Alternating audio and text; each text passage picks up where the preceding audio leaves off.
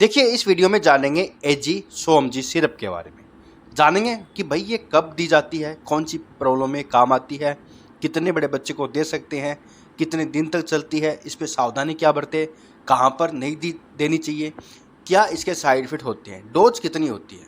तो संपूर्ण जानकारी के लिए वीडियो पूरा देखिएगा। देखिए ये छोटे बच्चों में चलती है। बच्चा 3 मंथ का है, 5 मंथ का है, 1 साल का है, 2 साल का है, वहाँ दी जाती है। छोटा बेबी है, बच्चा है, चाइल्ड है, चिल्ड्रन है, वहाँ दी जाती है। डॉक्टर प्रिस्क्राइब करते हैं बच्चों के चाइल्ड स्पेशलिस्ट। तो सेल्फ यूज मत कीजिएगा, बच्चे को अपने हिसाब से कभी मत दीजिएगा। इसमें दोस्तों एक चीज़ का ध्यान रखना पड़ता है, जितना डोज और ड्यूरेक्शन यानी जितना दिन का ट्रीटमेंट दिया है, जितना डोज दिया है, अपने बच्चे को डॉक्टर के हिसाब से ही दीजिएगा, क्योंकि अलग अलग बॉडी के हिसाब से दी जाती है, अलग अलग प्रॉब्लम के हिसाब से ये दी जाती है। ये एक एंटीबायोटिक मेडिसिन होती है। बैक्टीरियल इन्फेक्शन जब बच्चे को हो जाता है, जिसके कारण कई प्रॉब्लम होती है, उसके अंदर ये चलती है। तो अलग अलग कंडीशन में किसी में 3 दिन चलती है, किसी में 5 दिन चलती है, किसी में 7 दिन चल सकती है। तो अलग अलग कंडीशन में अलग अलग चलती है। पूरा ट्रीटमेंट देना ज़रूरी होता है, क्योंकि जो इन्फेक्शन होता है वो वापस हो सकता है, इसलिए ट्रीटमेंट को पूरा दीजिए। देखिए इसके प्राइस की बात करूँ तो 50 रुपये के आसपास मिलती है। ये शिप्ला कंपनी द्वारा बनाई जाती है। एक जानी मानी अच्छी कंपनी है, ट्रस्टेड कंपनी है। प्रोडक्ट अच्छे बनाती है, बच्चे के साइड इफेक्ट इसकी कम ही होते हैं। तो दवाई की दुकान पर मिल जाएगी आपको। दोस्तों ये 200 mg में भी आती है और 100 mg में भी आती है। जो mg डॉक्टर ने दी है उसी mg में आपको देनी है बच्चे को। अब बात करते हैं भाई इसके अंदर क्या इंग्रेडिएंट आता है। तो देखिए इसके अंदर आता है एजिथ्रोमाइसिन 100 mg में पर 5 ml। यानी जब आप 5 ml की डोज दोगे तो उसके अंदर 100 mg में एजिथ्रोमाइसिन आएगा। तो एजिथ्रोमाइसिन को समझेंगे। तो दोस्तों एजिथ्रोमाइसिन जो होता है एक एंटीबायोटिक होता है, लेकिन इसका जो यूज है ये सिर्फ बैक्टीरियल इन्फेक्शन को ख़त्म करने के लिए ही किया जाता है। देखिए बच्चे को कई बार देखा गया है कि वायरल भी होता है और फ्लू भी हो सकता है, जैसे कि नॉर्मल खांसी आना, कोल्ड प्रॉब्लम होना, कफ जमना। तो ये वायरल भी होता है, फ्लू भी होता है और बैक्टीरियल इन्फेक्शन के कारण भी होता है। तो ये सब कुछ देखना पड़ता है। बैक्टीरियल इन्फेक्शन के कारण अगर है तो ये एंटीबायोटिक मेडिसिन काम कर देगी, वरना ये काम नहीं करेगी, बच्चे को नहीं देनी चाहिए। वायरल है, फ्लू है, वहाँ एंटीबायोटिक दवा नहीं देनी चाहिए। तो ये सब कुछ डॉक्टर ही पहचानते हैं, आप अपने हिसाब से मत दीजिएगा। तो दोस्तों बैक्टीरियल इन्फेक्शन में काम करेगी ये एंटीबायोटिक। अब इसके यूज के बारे में बात कर लेते हैं।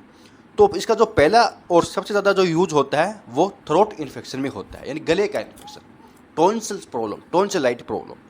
बच्चे का गला खराब रहेगा, टॉन्सिल सूज जाएंगे, सूजन आ जाएगा बच्चे के, भारीपन होगा, दर्द होगा, कुछ खाएगा पिएगा तो दर्द होगा।